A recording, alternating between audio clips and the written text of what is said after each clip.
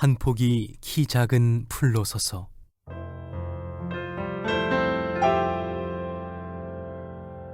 자기의 그릇이 아니고서는 음식을 먹을 수 없는 여우와 두루미의 우화처럼 성장 환경이 다른 사람들끼리는 자기의 언어가 아니고서는 대화가 여간 어렵지 않습니다.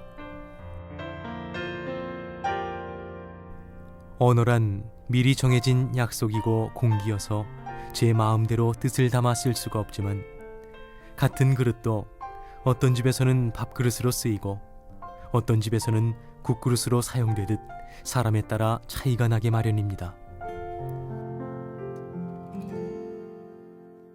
성장 과정과 경험 세계가 판이한 사람들이 서로 만날 때 맨 먼저 부딪히는 곤란의 하나가 이 언어의 차이입니다. 같은 단어를 다른 뜻으로 사용하는 경우는 그런대로 작은 차이이고, 여러 단어의 조합에 의한 판단 형식의 차이는 그것의 내용을 이루는 생각의 차이를 확대한다는 점에서 매우 큰 것이라 하겠습니다. 가장 두드러진 예를 든다면 아마 책가방 끈이 길고 먹물이 든 사람과 그렇지 못한 사람 간의 차이라고 생각됩니다. 전자는 대체로 벽돌을 쌓듯 정제되고 계산된 언어와 논리를 고사하되 필요 이상의 복잡한 표현과 미시적 사고로 말미암아 자기가 쳐놓은 의미망에 갇혀 헤어나지 못합니다. 도깨비이기는 마찬가지임에도 불구하고 구태여 파란색 도깨비와 노란색 도깨비를 구별하느라 수고롭습니다. 이에 비하여 후자의 그것은 구체적이고 그릇이 커서 손으로 만지듯 확실하고 시원시원하기는 합니다. 그러나 지나친 단순화와 무리, 그리고 감정의 범람이 심하여 수염과 눈썹을 구별치 않고 목욕물과 함께 아이까지 내다버리는 단색적 사고를 면치 못하는 경향이 있습니다. 나는 십수년의 징역을 살아오는 동안 이 두 가지의 상반된 경향의 틈새에서 여러 형태의 방황과 시행착오를 경험해왔음이 사실입니다. 복잡한 표현과 관념적 사고를 내심 즐기며 그것이 상위의 것이라 여기던 오만의 시절이 있었는가 하면, 조야한 비어를 배우고 주어 섬김으로써 마치 군중 관점을 얻은 듯 자신의 관념성을 개조한 듯 착각하던 시절도 있었습니다. 뿐만 아니라 양쪽을 절충하여 중간은 정당하다는 논리 속에 한동안 안주하다가 중간은 가공의 자리이며 방관이며 기회주의이며 다른 형태의 방황임을 소스라쳐 깨닫고 허둥지둥 그 자리를 떠나던 기억도 없지 않습니다.